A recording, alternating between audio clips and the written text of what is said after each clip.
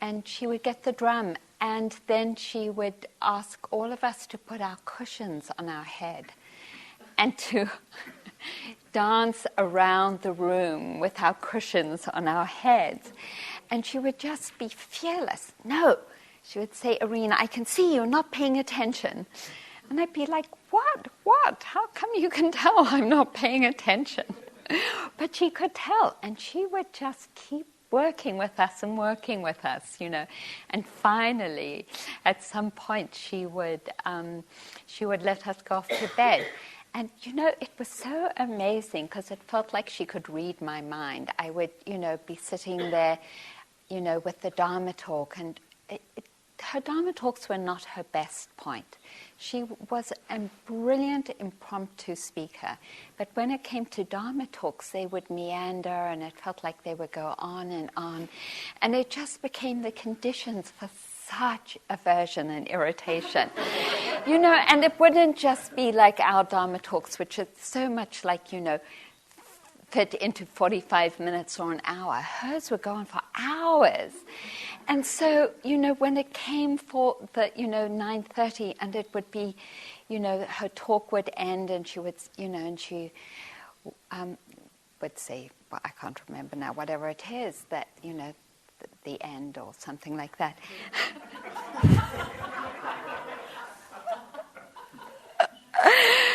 And my heart would alight, with the thought of going to bed, and then she would say, get the drum, and it would totally sink again. And by the end, my heart would be lighter and more awakened with joy. It was amazing, that kind of, that support to find different ways to actually continue to practice. When it was clear we couldn't sit for another moment. So that was just one of many, many ways that she kept supporting us to continue our practice, and especially to cultivate joy, which is the theme of the talk tonight, is cultivating joy and cultivating rapture, particularly from the Visudimagga, which are the commentaries from Mahaghosananda of the Buddha's teachings, quite a few hundred years later. So I wanted to start with quite a moving experience I had when I was doing multicultural training in Boston with an organization called Visions. And we did this training on looking at issues of racism and classism and homophobia and ableism. And at the end, and it was sort of quite an intense four-day training or 5-day training. At the end, the leaders asked us to write what we really appreciated about each other person in the temporary community that we had created.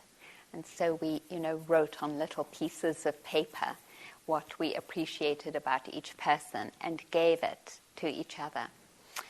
And it was really interesting to me that one of the most common appreciations that I received was that people appreciated my courage. And it's really stayed with me because it was something that I hadn't really seen about myself until they named it. And then I saw it more, and I've been able to appreciate it more. And I know that both Jean and I have also been acknowledging that for you, that we have really appreciated your courage in sitting here hour after hour. And so please take it from us as though we were writing a little I appreciate you note, on those yellow little sticker notes. Thank you for your courage. Thank you for your courage, because it takes really an incredible amount of courage to sit and to be present for ourselves. And as I was thinking about my courage, and thinking about your courage, it felt so delightful. and particularly because considering our beautiful qualities is one of the conditions for cultivating joy and rapture in our hearts. So this is just a beginning, this acknowledgement. Robert Aiken Roshi says it this way: when you reflect the infinite number of happenstances that coalesce to produce you, then you understand how unique, how precious, how sacred you really are. Your task is to cultivate that precious, sacred nature and to help it flower.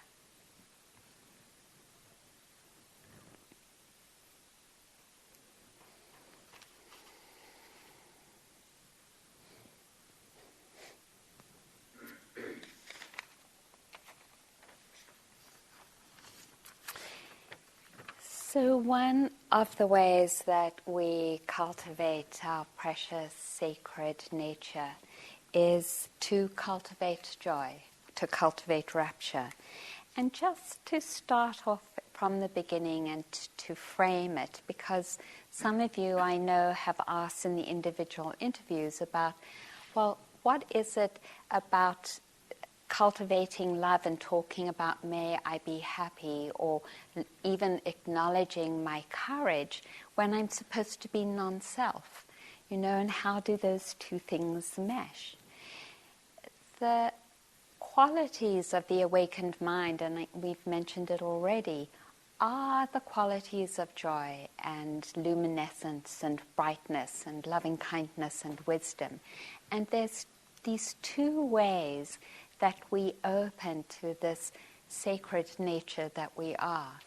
And one is through the practice of mindfulness, which is this uncovering of the obstacles, this capacity to see what covers our sacred nature. And I'm reminded of a story, because I haven't looked at it before, this wonderful book, The Wise Heart by Jack. And right at the beginning of the book, he talks about finding this Buddha in Thailand. I don't know if any of you have read the book. And that it's this kind of pretty ordinary looking Buddha that's in some kind of molding. And it's venerated not because it's an exquisite Buddha, but because it's so old. And at some point it begins to crack. And as it cracks, there is this gleaming of gold coming from the inside. And so they begin to take away the covering, and they see this exquisite gold Buddha. And that's actually the process of mindfulness, of this uncovering of the molding of the old defenses that we have talked about.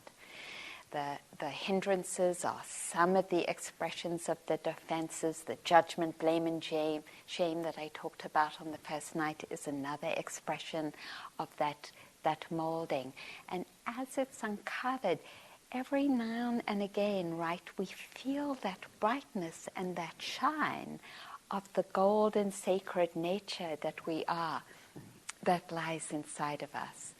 And so mindfulness does this. It uncovers this beautiful heart that we are.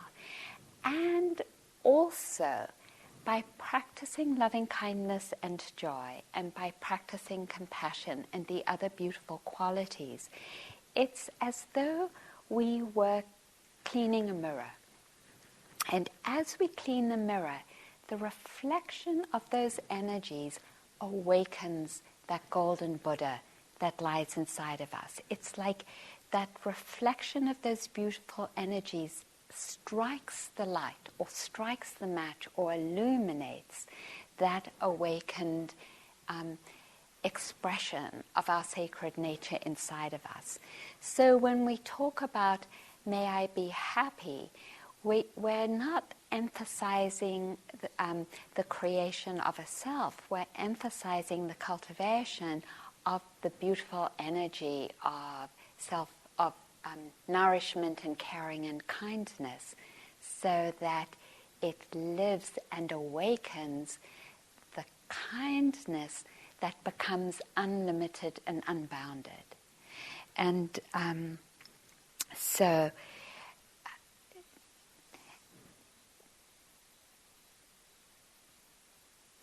the story that most exemplifies this unlimited and unbounded kindness is the one of Tulku Oregon Rinpoche, who is the father of Sokni and Choki Nyingma and Mingo Rinpoche. And he apparently was this quite incredible being. And in the last days of his life, he was very sick and in a lot of pain. And he was sort of herded into his bedroom by his sons. They were all there.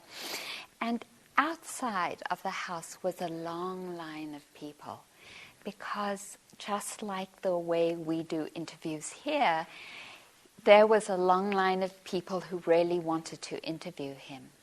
And, Sokni says that he kept shutting the door and sort of telling people, no, my father's too sick, you can't interview him, no. And Tulku Oregon Rinpoche would lean out the window and see Sokni doing this, and he would call him up with his finger when Sokni glanced up and say, no, I want to see them because they need to see me. And he would sit by the window and insist that the people who were waiting in line see him. And in between one person leaving and another coming, he died.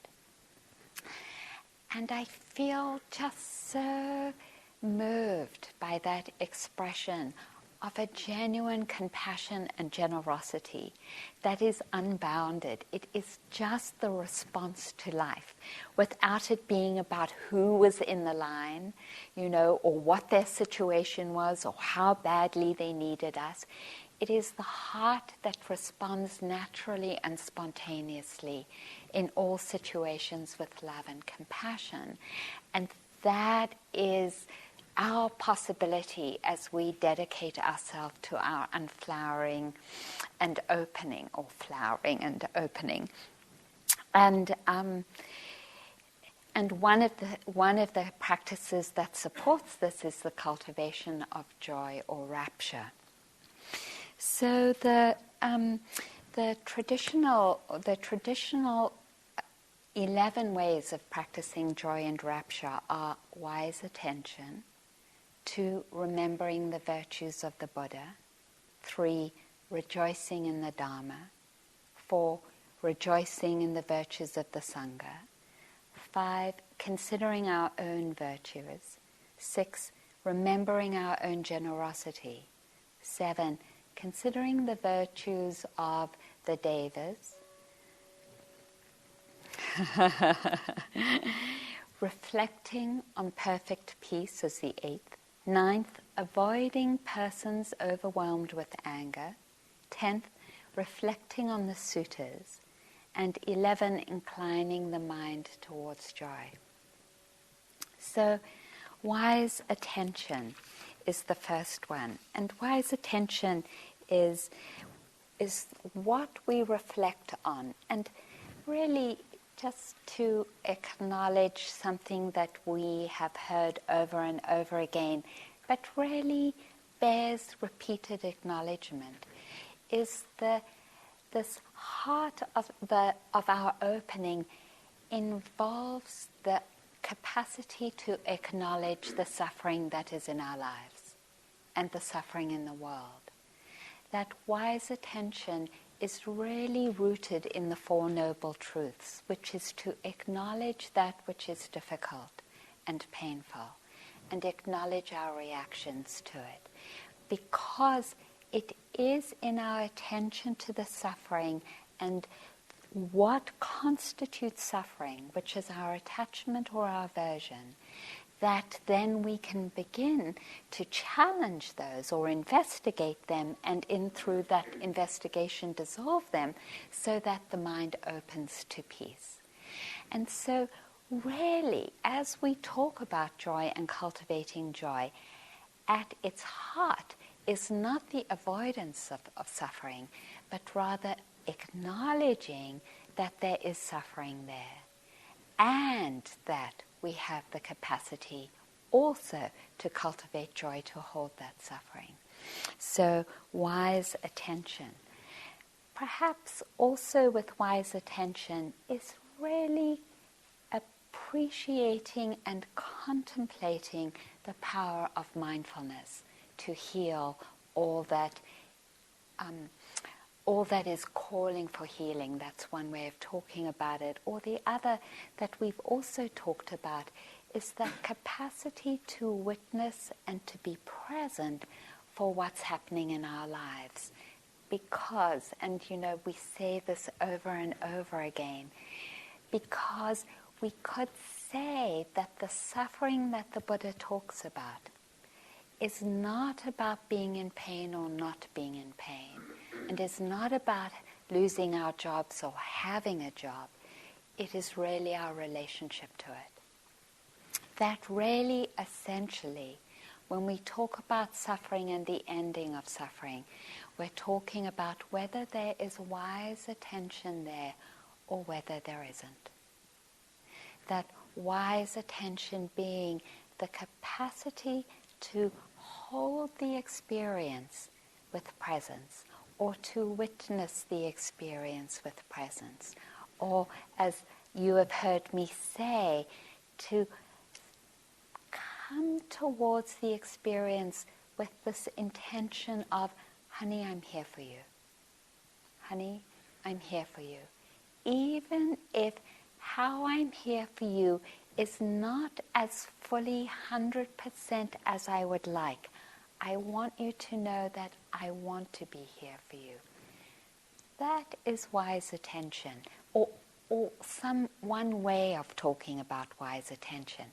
If you happen to be more technical in the ways that you like to practice the Dharma, then another way of talking about wise attention is RAIN. Recognition, acceptance, investigation, and letting go or non-attachment.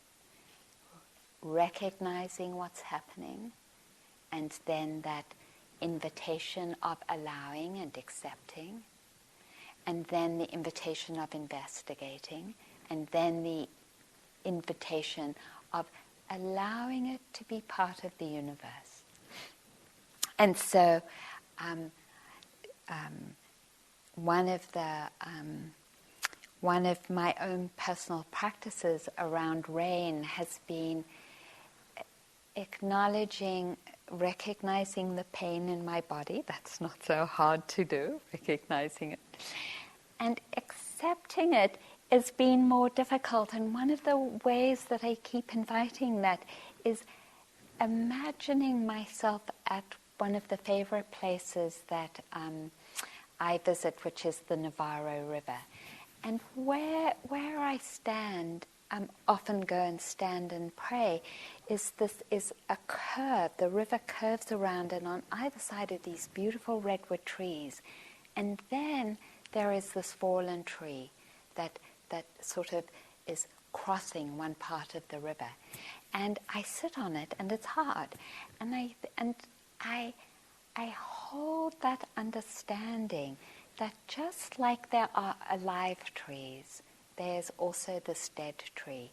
That nature is expressing itself in this myriad ways of live trees and kind of the softness of the redwood oak. And then because this tree is dead, there's no more of that soft fur around it, so it's just hard. So there's this hardness. And then there's the softness of the water. And it's like, Arena, can I allow this pain to be like that hard wood? Can it just be part of nature in the same way that this fallen tree is part of the Navarro River and the valley there? And sometimes that kind of invitation allows for the accepting of, oh, this is how it is. It's okay to be there. And in that spaciousness comes that ability to see that actually it's not so solid. It isn't solid and it's changing. And that's the investigation, the seeing the true nature of what it is that is painful. And in that seeing, that sense of, oh, I hate this pain, begins to fall away. And I'm not saying that this happens every single time. It doesn't. But it's using that rain, that kind of recognizing, inviting the creative ways that we find to accept, to investigate, and to allow it to be part of the universe. And I was really moved by, this is how Rilke talks about it. And the things, even as they pass, understand that we praise them. Transient, they are trusting us to save them. Us, the most transient of all, as if they wanted in our invisible hearts to be transformed. So beautiful. That it because in that place of wise attention, in the beginning it feels like I'm here and the pain is there. And then as we invite ourselves to open to it, that relationship changes so that we transform together and we become a different world. Just as the fallen tree isn't separate, it's part of the same world, and the world becomes a different place. And that is why what we're doing is so revolutionary, because we are actually changing the world with wise attention or mindfulness. So, wise attention. And then just to celebrate, the moments that each one of us has had when our mindfulness has connected with our experience, and that touch of joy that comes from the connection. Isn't it so sweet? It is just delightful. And I happen to love sweets and candy. I have totally rotten teeth because even as a kid I loved sweets and candy, and the first thing I would do after I left the school is go to the sweet shop right on the other side of the street from the school that I went to in London, and spend all my pocket money on sweets and just totally give myself a sugar rush. And so that's sweet, and some of you know that, and so whenever I lead a retreat, I always have this very sweet stash of chocolates or sweets that you give me that I eat. And there is something that surpasses the sweetness, and it is the sweetness of when mindfulness in its purity, when there isn't any craving or desire or aversion, when there is that pure witnessing of our experience, the way that experience is touched and how the two manifest together, that is the greatest sweetness, the sweetness of wise attention. So then, remembering the virtues of the Buddha. Now, when I first read this, I have to say that I wasn't that intrigued, and I skipped over it because I haven't in any of my Dharma talks of them, probably thousands I've heard over these last 30 years, have heard a Dharma talk that's included the virtues of the Buddha.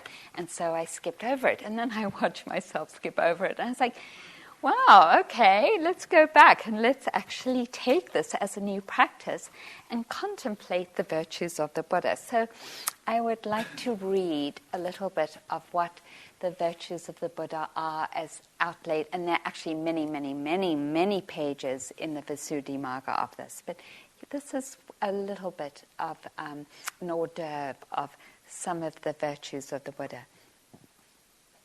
He is accomplished. He stands utterly remote and far away from all defilements. They can't come near him. So that's kind of might seem prosaic, and so I want to acknowledge that we know in our communities that there have been some amazing meditation masters. Whether it's Khatgari Roshi in the Zen community, or Kalu Rinpoche, or Sogyal Rinpoche. There have been amazing meditation masters who in some place, and often it's been around sexuality, have allowed the defilements to come close. So to say that here is a man or a being, because I don't think gender is important here, here is a being who stands utterly remote and far away from all defilements, and that they can't come near him. Contemplating that purity is the grounds for great joy. The defilements are destroyed by his path. He has rightly gone without going back to the defilements. He has worked for the welfare and happiness of the world without deviating into eternalism of an unchanging soul or spirit or annihilation, negating continuity. Also, such speech the Buddha knows to be untrue and incorrect, conducive to harm and displeasing, and unwelcome to others, he does not speak. And such speech he knows to be true and correct, but conducive to harm and displeasing and unwelcome to others, he does not speak. And such speech he knows to be true and correct, conducive to good, but displeasing and unwelcome to others, he knows the time to expound. And what he knows to be untrue and incorrect and conducive to harm, but pleasing and welcome to others, he does not speak. And such speech he knows to be true and correct, conducive to good and pleasing and welcome to others, he knows the time to expound. He is sublime because of enunciating rightly. It's very, very profound, isn't it, to think of a being who only speaks truly and appropriately when it will bring healing. It's almost unthinkable because it's so unusual. He knows all beings' habits, tendencies, temperaments, knows them with a little dust in their eyes and a lot of dust in their eyes, with keen facilities and dull, good behavior and bad, easy and hard to teach. Thus the world of beings is known to him in all ways, and he teaches by means of here and now. So just to mention a story that really moved me, that I've contemplated a lot about the ways that he knew how to teach people. During his time, some monks came to him and said to him, Lord, there is this monk who is so stupid, he can't recite the Dharma, he can't recite the suttas, he can't even practice. And, we have asked him to sweep, which is the simplest of the tasks, and he can't even do that. And so we want you to ask him to leave. And so the Buddha asked this monk to come to him, and because he had this capacity, he saw that in a previous lifetime the monk had been a goldsmith. And so he gave a monk, because Jean talked about it yesterday, so I thought about it. He gave the monk this white cloth, and then he gave the monk a coin, and he said, I just want you to rub this coin and look at this cloth. That's all you need to do. And so the monk could do that. So he got this coin and he rubbed it and rubbed it and rubbed it and just looked and rubbed it and looked.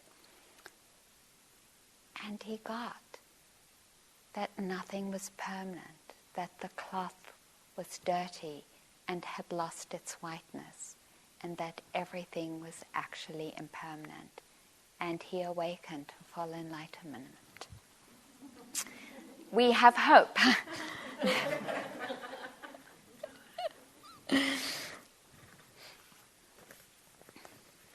so I'll just read this last section. He has abolished all 100,000 kinds of trouble, anxiety, and defilement described as greed, hatred, and delusion, and as misdirected attention, and as consciencelessness, as shamelessness, as anger and enmity, as contempt, and domineering, as envy, avarice, deceit, fraud, obduracy, presumption, as pride, haughtiness, as vanity, as negligence, as craving, ignorance, and as the three roots of the unprofitable kinds of misconduct: defilement, stains, fictitious perceptions, applied thought, floods, bonds, bad ways, as the 5 wildernesses of the heart, all the hindrances, and the 108 ways of behavior of craving, that is to say, the defilements and the aggregates and karmic formations. He has rejected all of these becomings. So there have been times, because some of you know and some of you might not, that I have lived with insomnia. It's one of the things that I used to really suffer around, and now it's more like this is how it is. And so I actually practiced this when I was reading the Visudimagga, and I was like, okay, let's see what happens when I contemplate those beautiful qualities of being free of all the defilements. And you know, sometimes it so quieted the mind that I found myself going into sleep. So it works, contemplating the virtues of the Buddha. And then contemplating the virtues of the Dharma. So just to, we're practicing, we know it already. The virtues of the Dharma are described as sila, samadhi, and panya, to acknowledge the incredible blessing of an ethical practice. And for that, I wanted to read this poem. I just came across it, and it's what happens when there isn't an ethical practice. It's by Robert Haas, and it's in his own handwriting. So there are a couple of words I couldn't read, but here it is. Beauty is it's dedicated to Ezra Pound's proposition. Beauty is sexual, and sexuality is the fertility of the earth. And the fertility of the earth is economics, though there is no recommendation for poets on the subject of finance. I thought of him in the thick heat of the Bangkok night. Not more than 14, she saunters up to you outside the Shangri-La Hotel and says, in plausible English, "How about a party, big guy?" Here is more or less how it works. The World Bank arranges the credit, and the dam floods 300 villages, and the villagers find their way to the city where their daughters melt into the teeming streets. And the dam's great turbines, beautifully tooled and built in London or Dresden or Detroit, financed by Lazard Frères of Paris or the Morgan Bank in New York, enabled by judicious gifts from Bechtel of San Francisco or Halliburton of Houston to the local political elites, spun by the force of rushing water, have become, I can't read the word, of shimmering silver, and downriver they throw the bluish throb of light across her cheekbones and her lovely skin.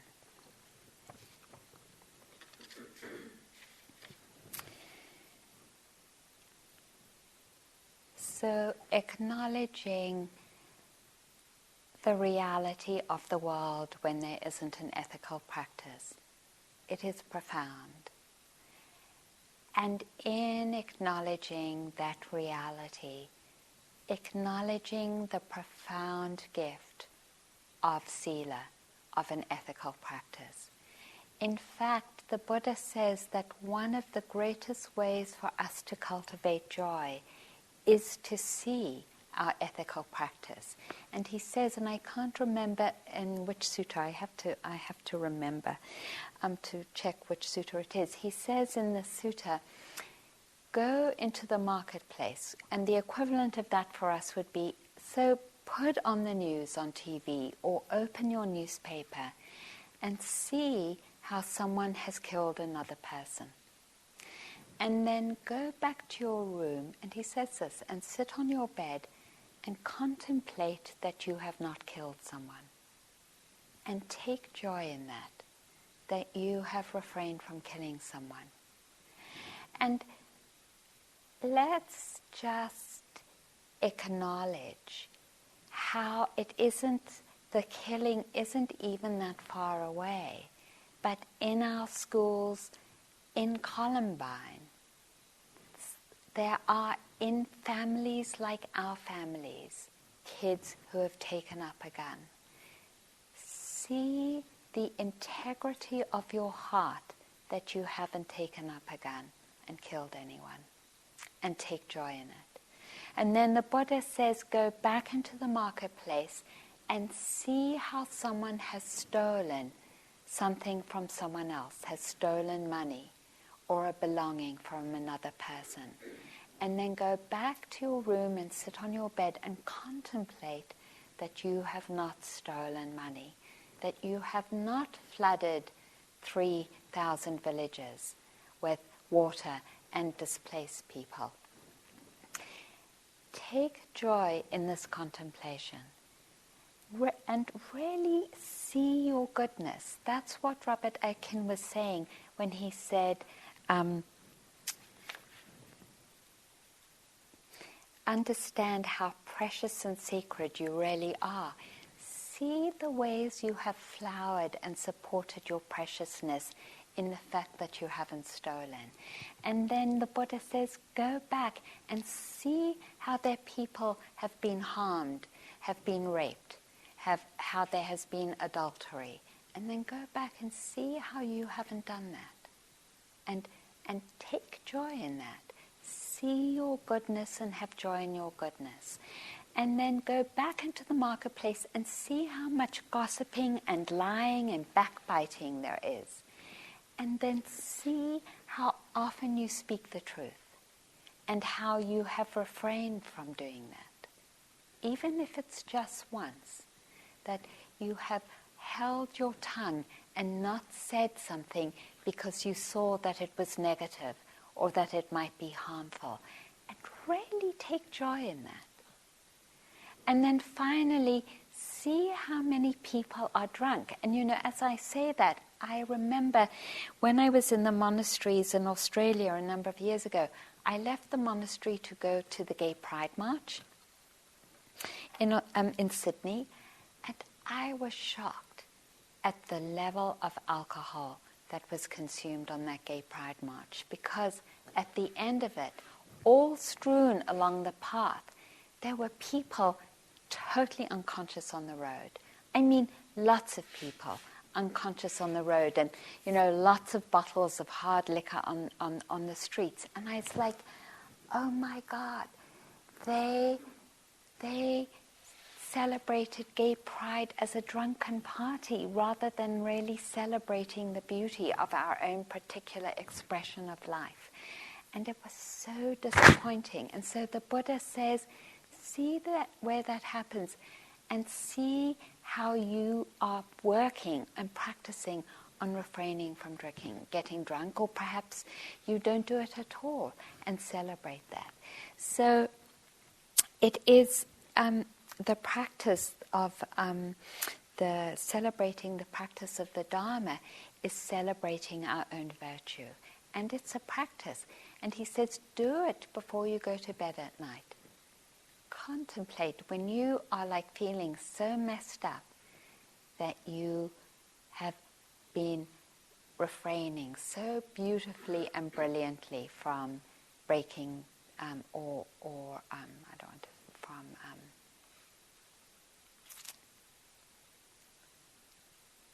that you've been practicing living ethically.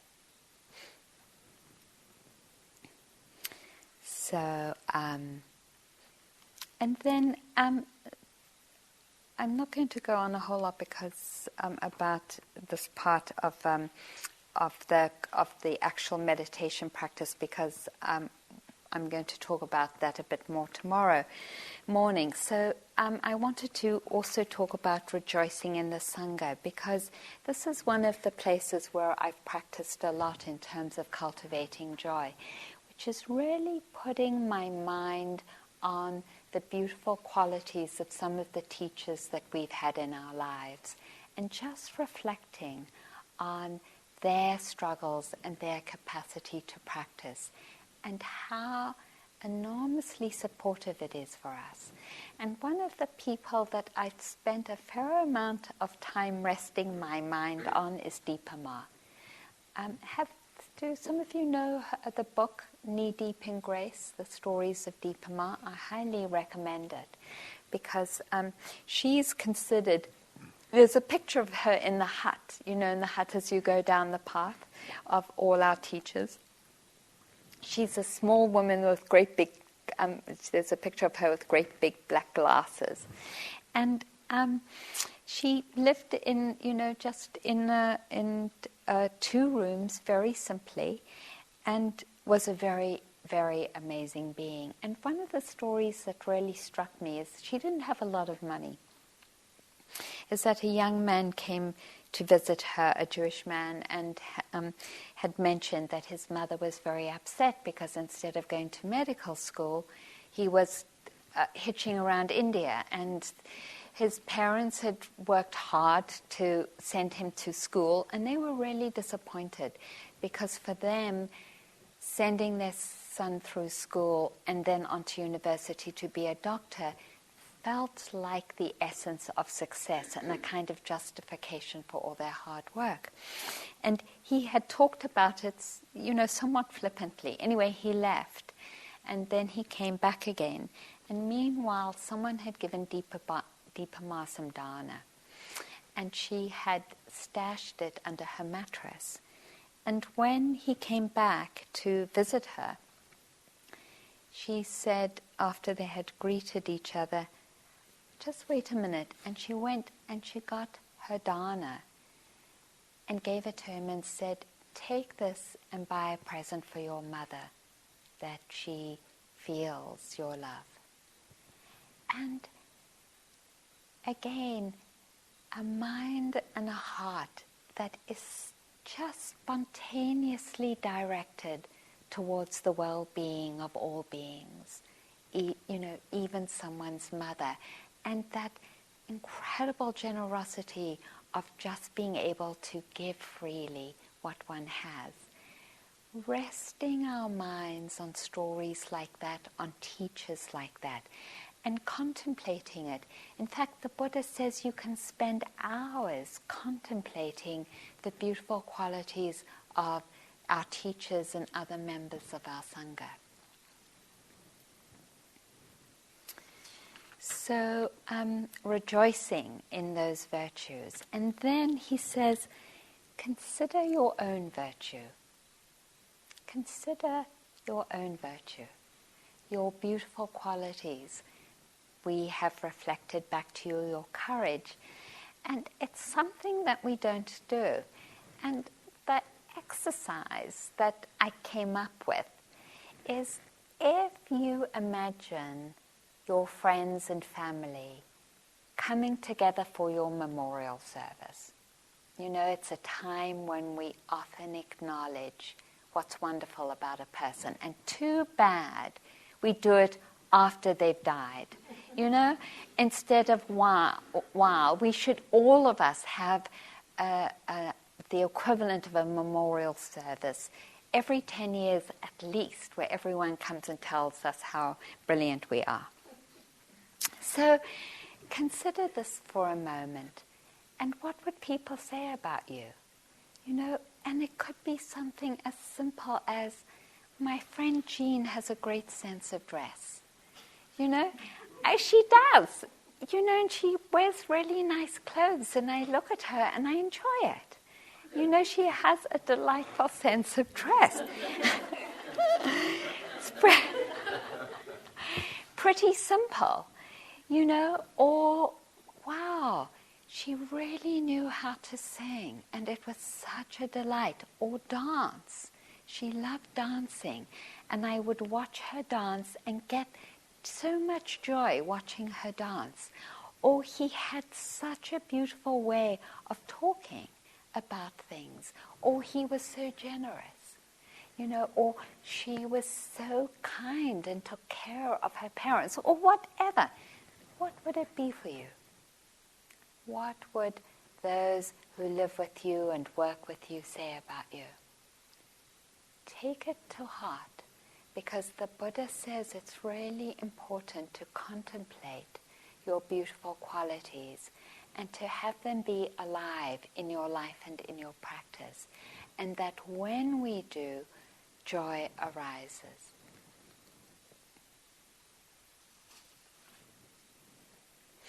So, one of the things that comes to me is that a number of years ago I was walking along the beach, and you probably all have experienced this too, where you see all these jellyfish that have been brought up by the waves and are stranded on the beach. And so I was walking actually with my ex that Gina and I know. So this was a number of years ago.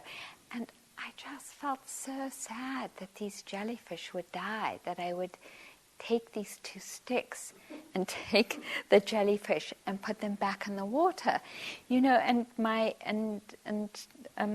ex was like, that is ridiculous, Arena. And maybe it was, but there was something about that generosity of spirit, that sees something and is moved to address it. That is really beautiful, that each one of us has. So acknowledging your generosity particularly, and it can be as simple as tonight, thinking about the times when you kept the door open for someone who was coming in behind you, or when you were in the dining room and there's that kind of rush to get the tea, how you stepped aside and let someone rushing rush ahead, or whether when you were, waiting here to move out of the room, you just let someone go in front of you, or just how you saw someone who was having a hard time and you wished them well. See your generosity. One of the places where, there's some places where, it's harder to give. One of the places where I love giving is sharing food. I love sharing food with people. When people come to visit me, I always plaster them with something, whether it's crackers and bread and jam, or whether it's some of the chocolate that people have given me, or anything. There is such a joy in sharing food and cooking and sharing food. And maybe that's something that you also enjoy, or maybe you have something else where you find you are particularly generous. Consider your generosity, the Buddha says.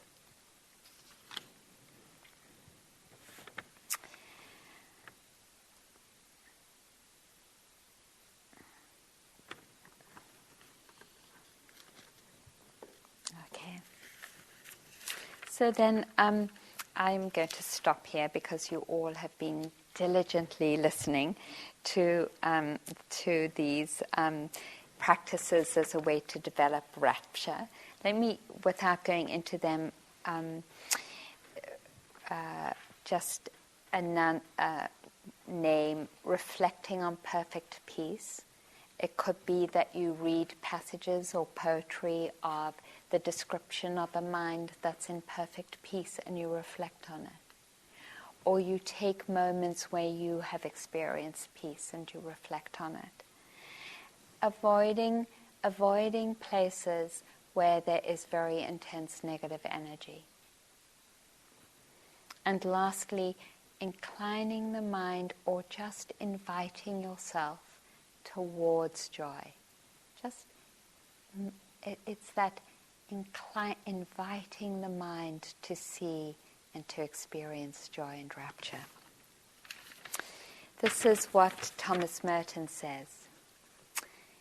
Then it was as if I saw the secret beauty of their hearts, the depths of their hearts where neither sin nor desire nor self-knowledge can reach, the core of their reality, the person each one is in the eyes of the divine.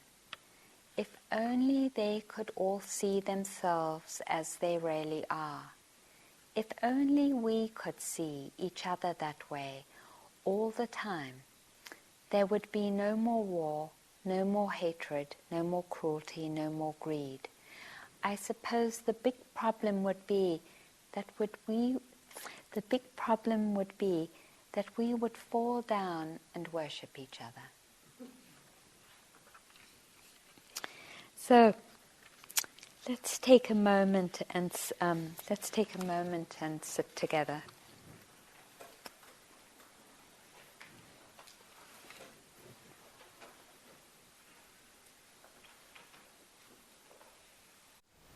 Thank you for listening.